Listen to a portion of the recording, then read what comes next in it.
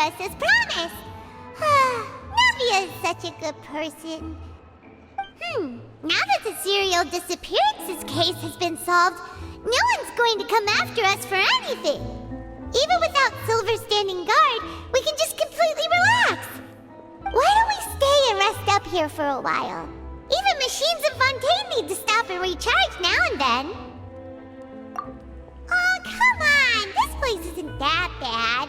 Besides, how often do we get to stay in an actual base? Oh, fine. Remember that detective story Paimon read before? Well, the author is about to release a new book, so Paimon wanted to buy it as soon as it came out and have a quiet place to read it.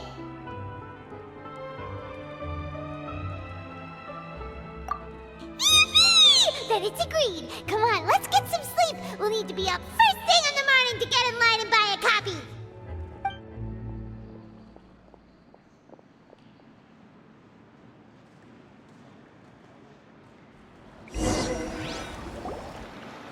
Paimon didn't expect that style at all. Even though it's a detective novel, it's also like a social documentary. It's actually pretty good. No! Paimon just spends a bit more time sleeping than you, that's all. Excuse me, but do you know if the Traveler and Paimon are lodging here? Huh? Who are you? Paimon doesn't recall seeing you before. Wait, you're not here to give us trouble, are you? A blonde traveler and a chatty little fairy. Looks like I found the place. Good thing I asked the Spina di Rosula. Seems they sent me the right way. Hey, what do you mean by chatty? Paimon's always careful not to talk too much. It's an honor to meet you both.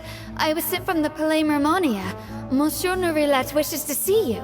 It seems he has something important to discuss in person. Nourilette? He wants to see us again already? Huh. We talked so much the last time we met. Has something happened since then? I am not privy to the details. It would be best if you came to the Palais Mermonia and asked Monsieur Nourilette in person. If you say so, but Paimon has a bad feeling about this. Now that I've delivered the message, I'll take my leave. Thanks! We haven't left the room for a few days, so we'll head over once we've freshened up a bit.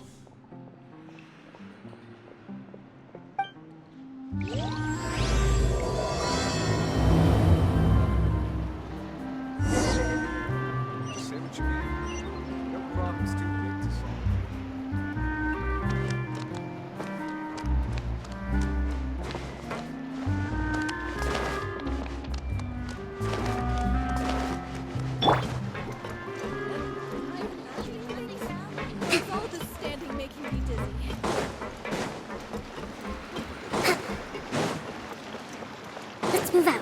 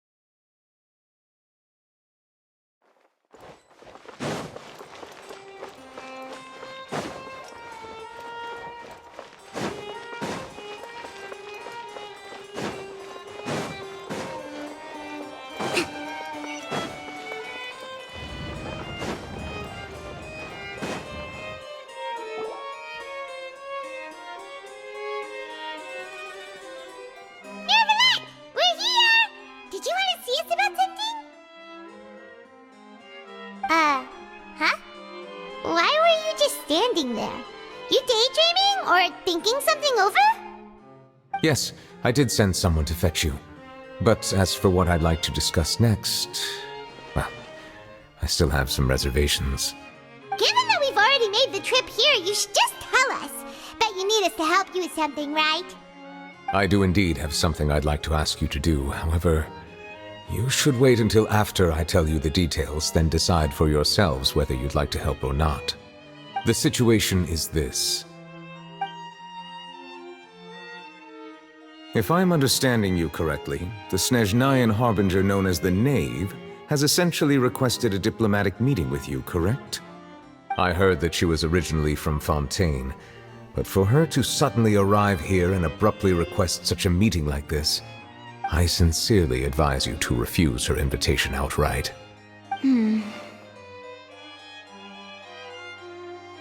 I'm sure you're aware that her purpose is most likely related to Child's recent predicament. We convicted one of the Snezhnayan harbingers in a court of law, but we have yet to provide any form of detailed report on the matter. This does indeed provide an opportunity for Snezhnaya to put pressure on us. I believe we should adopt an evasive stance until we can provide a proper explanation and have a preliminary plan on how to deal with the matter. No, we shouldn't. I think we should agree to the meeting. Oh? Well, you see, we are the ones that owe an explanation. If we keep putting off the meeting, it could easily result in the problem escalating, right? It's like a fight between two friends.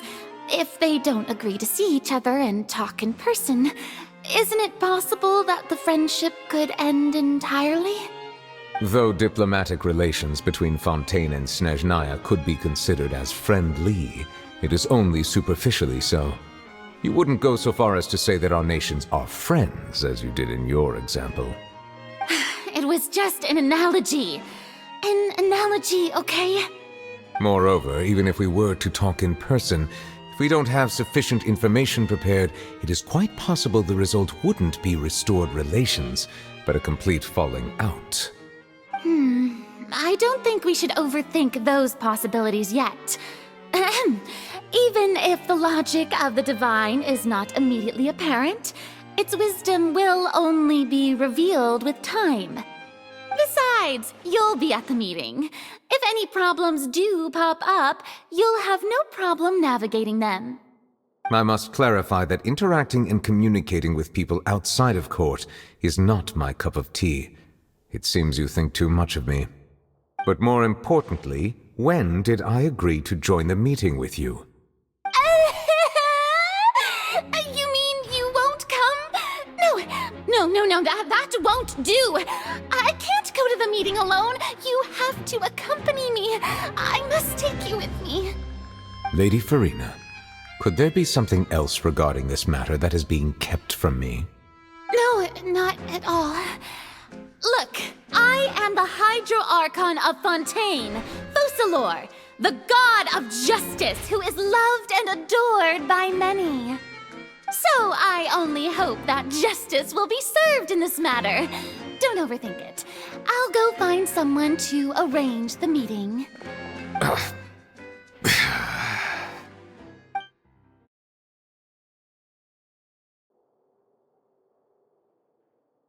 Though it could officially be considered a diplomatic conference, I prefer to see our meeting today as an ordinary tea party.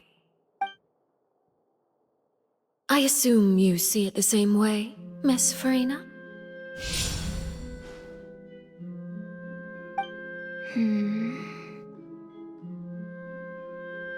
Lady Farina? Yes, that's right. Just like you said, a tea party. I should thank you for providing the pastries. They look delectable. To make this tea party even more lively, I've invited someone else to join us today. It's a pleasure to meet you, Monsieur Neuvillette. I was born in Fontaine, so naturally, there's no need to introduce the nation's revered Eudex to me. Hello. The pleasure is also mine. First, I would like to thank the two of you. I'm often away on business outside of Fontaine, and I'm told that the children of the House of the Hearth have been well taken care of by you. Oh, I'm not referring to when my children, Linny and Lynette, were falsely accused by you. Please don't misunderstand. The children of the House of the Hearth are often misunderstood. Perhaps due to the reputation of the Fatui. There's no getting around that. All I meant to say is that Fontaine has been stable in recent years. The people are well off and the children lead happy, fulfilled lives. That is something truly worth cherishing, and no one wishes to disrupt such peace. Now then, you have come regarding the matter of child, correct? Well, yes. It appears the ever-busy Udex Nuvilette doesn't wish to waste time with diplomatic pleasantries, and hopes that we can get straight to the point of our talk. Yes, as you surmised, understanding child's situation is indeed one of the goals of this trip. As we are both diplomats from Snezhnaya as well as Fatui Harbingers, Child and I have always been colleagues. Were anything to happen in Fontaine, each of us would serve as the other's attorney to resolve the issue.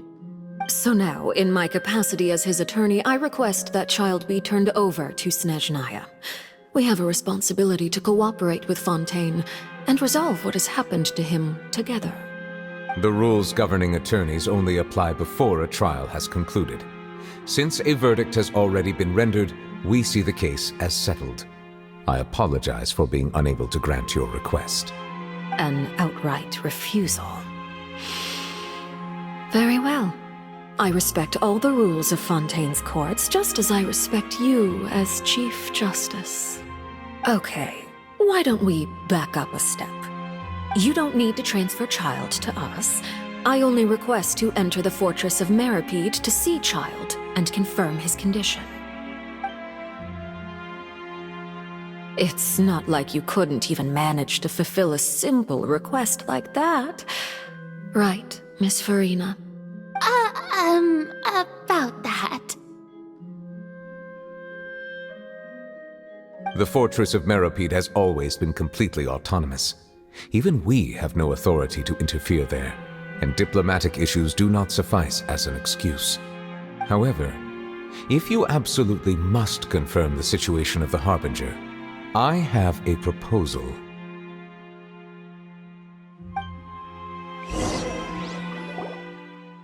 The knave showed up already? Well, Linny did say that father will be returning soon. We didn't even know that Lenny was from the House of the Hearth at the time, so we kinda overlooked that information. Yes, thank you for your kind advice. I'm well aware of the situation. I also noticed that Lady Farina acts a little odd and unnatural whenever I bring up matters related to the knave. Could the knave be threatening Lady Farina or something? If that were the case, then why wouldn't Lady Farina inform me? And what means could the knave possibly have to twist the arm of an Archon? So maybe that's not very likely. Even though Farina can act a little weird at times, she's still an Archon. In reality, this problem is even more thorny than it appears. According to reports from the fortress of Meripede, Child recently disappeared under mysterious circumstances. The details are still unclear. We cannot rule out an escape, but there have also been no reports of him outside of the fortress of Meripede. Special guards oversee the fortress, and its internal systems are extensive. Combined with the special characteristics of the surrounding terrain, an escape should not be possible. I suspect that there's something else behind Child's disappearance. I was only willing to share this information with you because you are friends of Child, and it is my duty to see justice done. So this is what you wanted to see us about before. Yes. I would like you to go to the fortress of Meripede and investigate Child's disappearance. This was my proposal during our meeting with the knave. Rather than allowing her to intervene, I offered to send someone to find out about Child's situation and report back to her in detail. The knave did not seem satisfied by my proposal, but she still agreed to go along with it for the time being. Her words were, "We will talk more once we have that report." So that means we bought ourselves some time.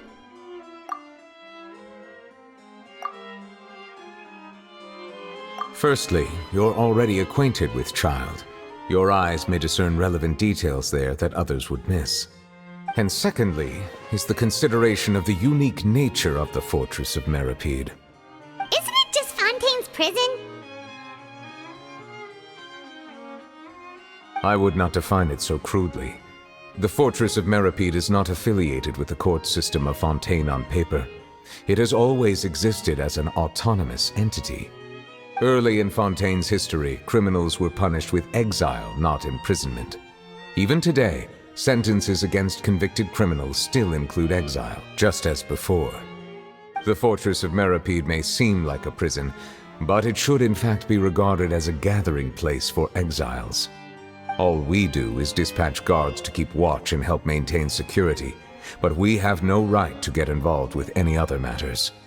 Although I do have a personal relationship with the administrator there, neither myself nor the courts have the right to be directly involved with the investigation, no matter how serious the grounds. Oh, Paimon gets it now. That's why you need us to conduct our own investigation as a third party, right? Correct. I will arrange false charges against you so that you may secretly investigate inside the fortress during your detention. This will save us a lot of unnecessary trouble. So, are you two willing to accept my proposal?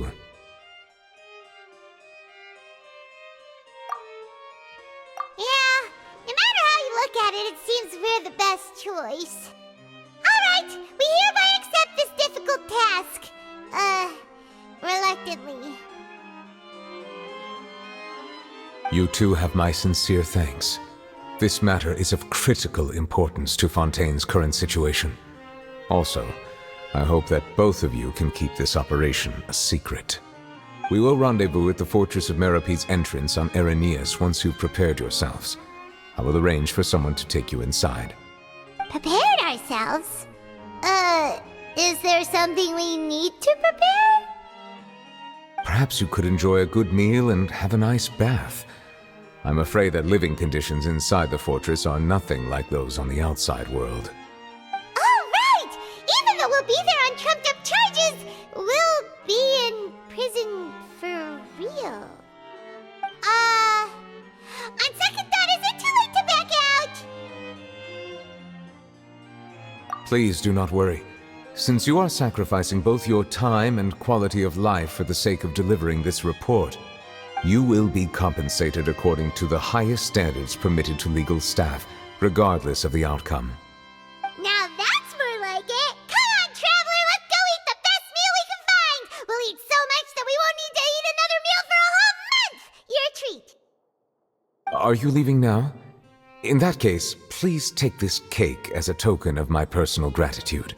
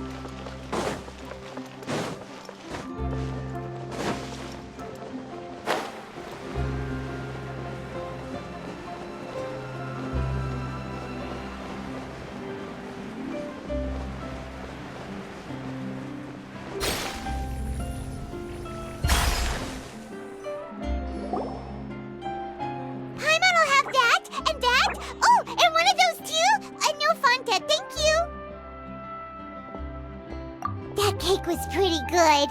But as soon as Paimon remembered that we were about to go to prison, Paimon's stomach suddenly became completely empty. Now that Paimon thinks about it, we've always been super careful ever since we arrived in Fontaine, just to avoid breaking any strange laws here. But here we are, about to willingly send ourselves off to the Fortress of Meripede. Maybe this is what they call fate. Let's just try our best to investigate everything quickly once we get there. Paimon doesn't want to stay in prison too long.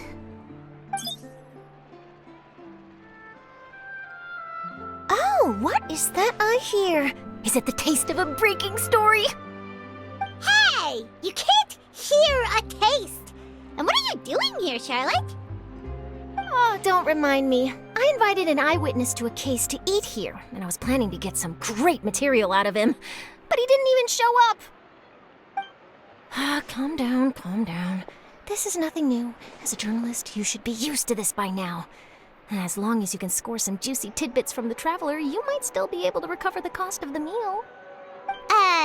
You know we can still hear you, Charlotte. Never mind. It's nothing. I just heard you mention the Fortress of Meripede. You didn't commit a crime, did you? Please tell me all about it. No way! We would never! We're just going there to...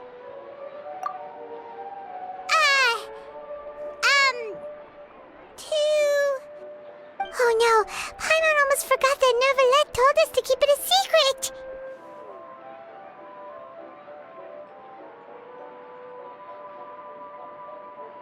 Huh? You're being arrested for that?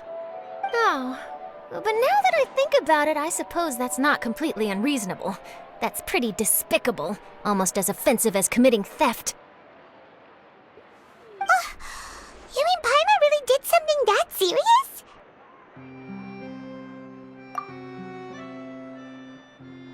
Sorry, Paimon really messed up. In that case, it's nothing particularly newsworthy after all. Oh, how disappointing. All right, there's still a chance. Since you're going to be at the Fortress of Meripede, would you be willing to help me gather some material for a story? About that, Paimon doesn't think we'll have any time. Oh, it's nothing difficult. All you have to do is think of a way to get some time face-to-face with the Warden of the Fortress. He was awarded the honorary title of Duke in Fontaine. Sounds really cool, huh? Only those who have made significant contributions to the nation have been conferred this title. It's incredibly rare. On top of that, the Fortress of Meripede has never been under the jurisdiction of the courts. Practically nobody, including journalists like me, knows anything about the person in charge there. Oh, if I could write an exclusive article about him, I bet it would sell a boatload of papers. You make it sound easy, but it really depends. Of course, I wouldn't ask you to do it for free, so this meal is on me.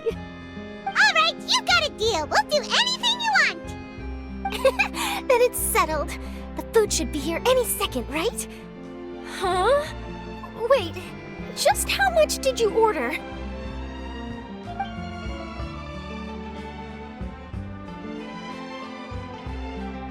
Oh, Paimon's so full. Well, guess we have nothing to regret now, so let's get going. Wait. Paimon just said something really ominous.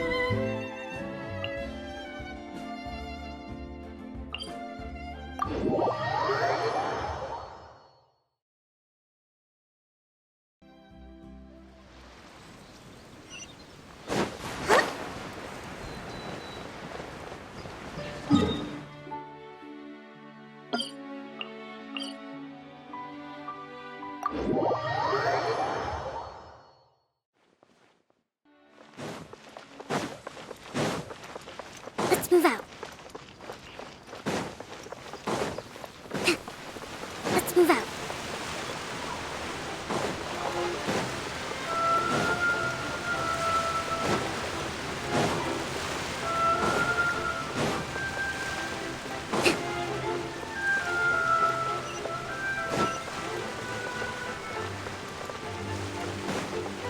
Let's move out.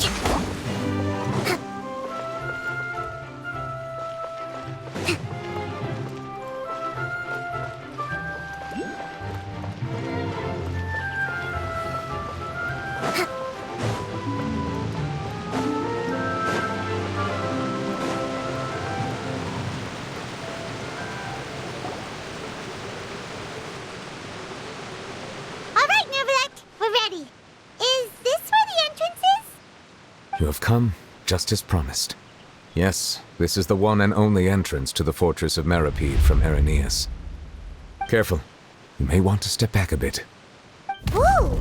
So you have to go down from here? Is the prison underwater?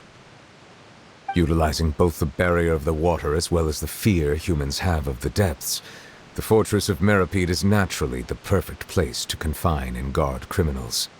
But do not worry. It is not nearly as frightening inside as you may think. You will see for yourselves once you are down there. Paimon hopes you're right.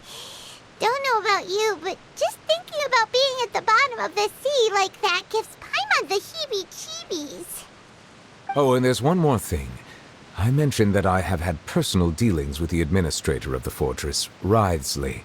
He's a very shrewd fellow. Yeah, we heard about him too. He's that Duke, right? Correct.